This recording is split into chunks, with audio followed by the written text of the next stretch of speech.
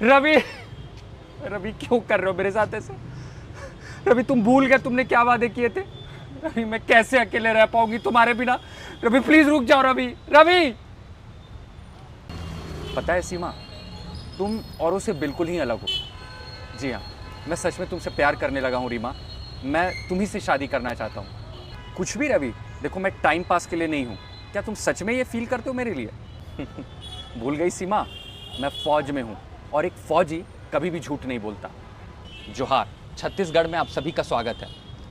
अगर कोई भी व्यक्ति अपने इरादे छुपा करके, अपना पेशा छुपा करके या झूठी बातें बोल करके एक लड़की को प्यार का झांसा दे करके, उसके साथ रिलेशनशिप बना करके और शादी का वादा करके, संबंध बना करके उसे छोड़ देता है, तो ऐसी परिस्थिति में ये धोखा नहीं है, ये उसका दिल नहीं तोड़ रहा है बल्कि कानून को भी तोड़ रहा है। और ऐसी परिस्थिति में धारा 69 लगती है भारतीय न्याय संहिता के और उसे कठोर सजा हो सकती है।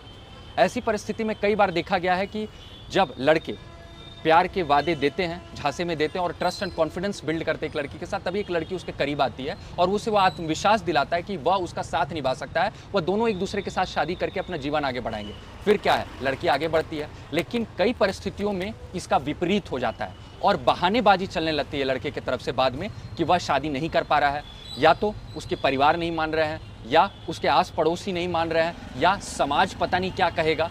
मैं सबके लिए बता दूं कि अगर ये बहानेबाजी चल रही है तो ये सभी अवैध है और कानून के नज़र में अगर आप बालिग हैं, यानी 18 वर्ष की आयु से ऊपर है, तो आप स्वतंत्रता पूर्वक अपना निर्णय ले सकते हैं। और अगर लड़की की आयु 18 वर्ष है, लड़के की 21 वर्ष है, यानी मैरिजेबल एज है, तो ऐसी परिस्थिति में लड़का का अगर परिवार कोई भी साथ नहीं निभा रहा हो तो उसको कॉन्स्टिट्यूशन ने, संविधान ने आर्टिकल 21 के तहत पूरा अधिकार दिया है, उसका मौलिक अधिकार है कि वो अपनी स्वेच्छा से अपने मनपसंद साथी के साथ शादी कर सकता है। अगर ये बहानेबाजी की जा रही है ना, तो लड़कियां समझ जाए कि कहीं ना कहीं लड़की का इरादा जो था नहीं सही था और अब वो आपको धोखा देने का प्रयास हो रहा है, इसीलिए बहानेबाजी चल रही है। क्योंकि एक चीज़ याद रखिए, जो इंसान आपका अपना होगा ना, अगर 100 तरह की भी अड़चने होंगी या कई तरह की दूरियां भी होंगी ना, तो वो इंसान कुछ ना कुछ बीच का रास्ता निकाल करके आप तक ज़रूर पहुंचेगा, अगर वो प्रेम सच्चा होगा।